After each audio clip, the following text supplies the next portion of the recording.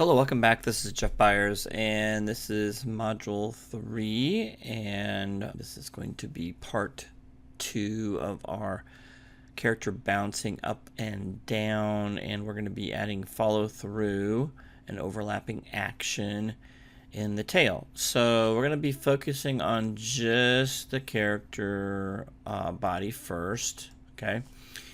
And this character allows us to turn the tail off if we want to. I'm just going to keep it on. It's not going to be bothering me at all.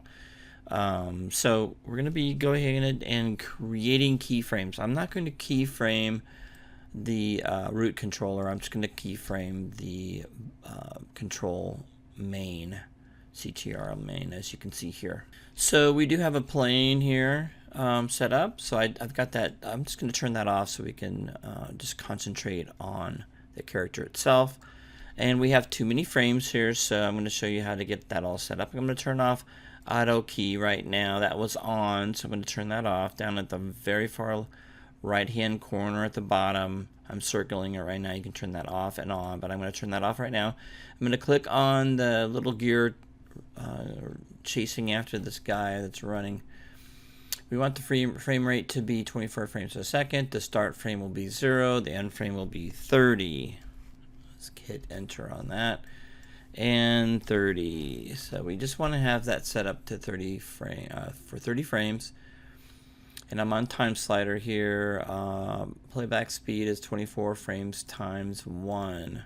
Go ahead and click on save. That'll set us up to what we need to have. The time slider is set up as well. I'm going to go ahead and set up the main keyframes now for the animation. We're going to set keyframes for frame 0, so make sure you're set at frame 0.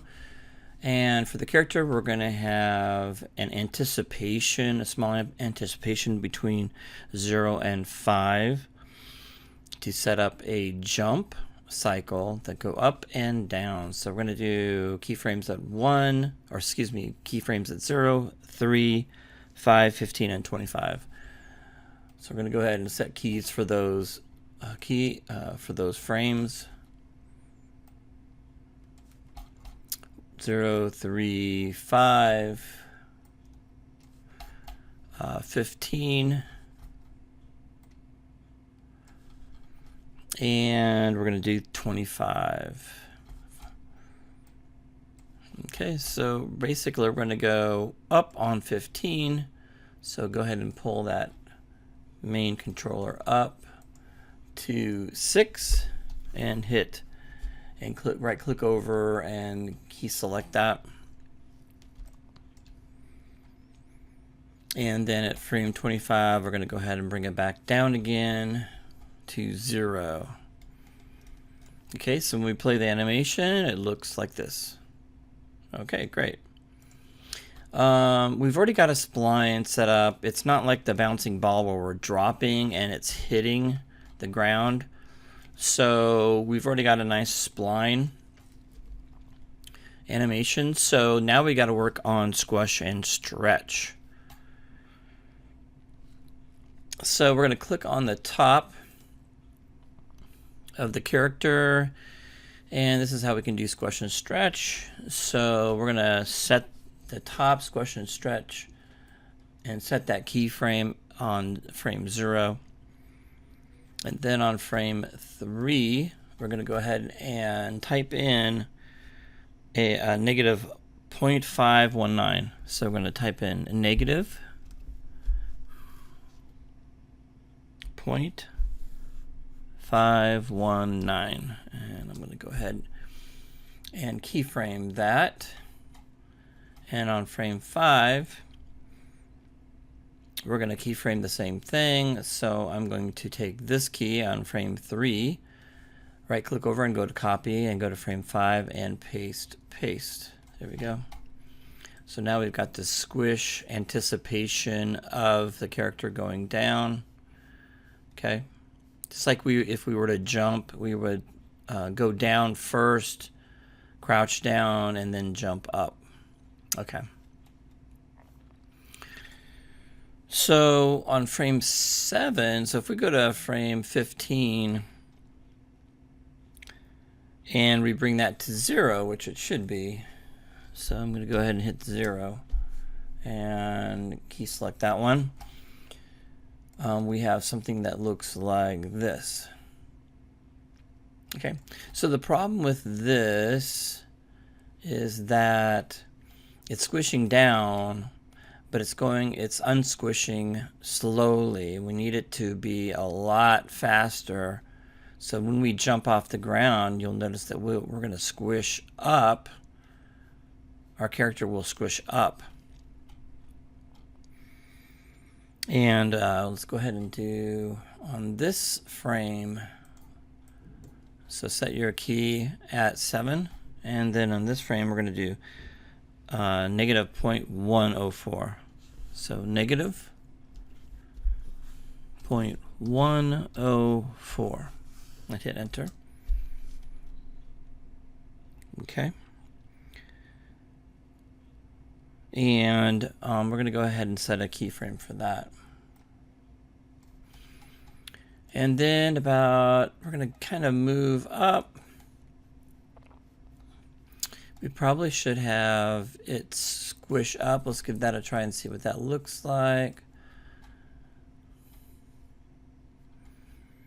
And set a keyframe there. And let's go ahead and play the animation, see how that looks.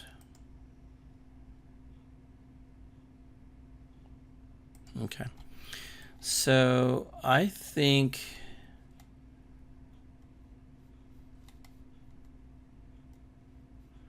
we should have it elongate like you're reaching up. Maybe elongate it this way.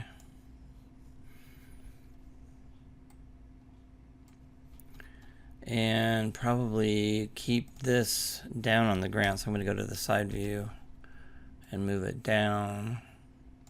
Not exactly happy with what I have, but I'm going to see if this will help. So I've got this squishing up like that. There we go. So it's going down and then moving up before it goes off the ground. I think that looks more natural. There we go.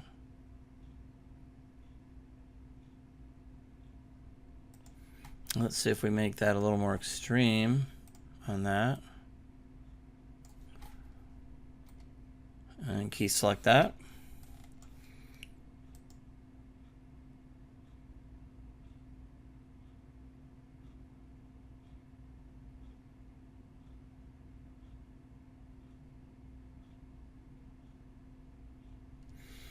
Okay, let's kind of slow it down and just scrub it. This will give us a better feeling of how that looks. Okay.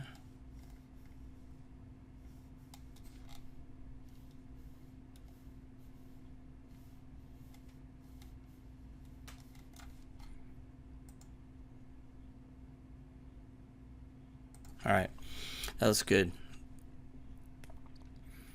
And what we'll do is that's coming down. Okay, as it's coming down on frame 15, it's 0, 21. We're going to extend it to 1. Let's set a key. Okay. And we're going to do 24.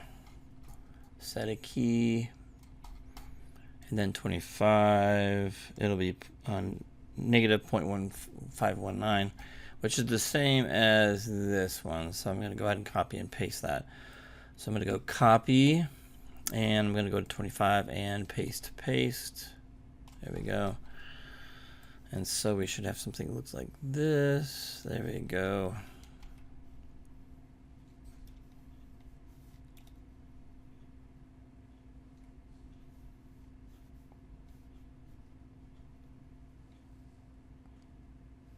Okay. And 27, it should be 0 again. All right. 27, we have 0 again. So this is what we have. Okay. That looks good. Let's go ahead and play it again.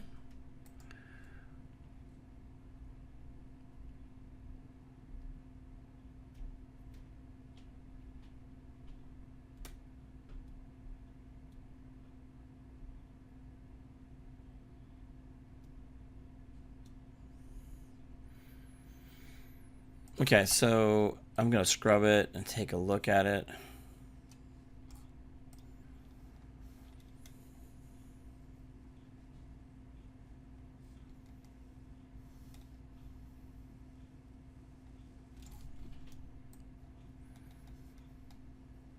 Probably don't. I'm going to see if pulling it up and maybe going a little bit more at the bottom than on top. Make it more extreme. That might work better. There we go. I like that better.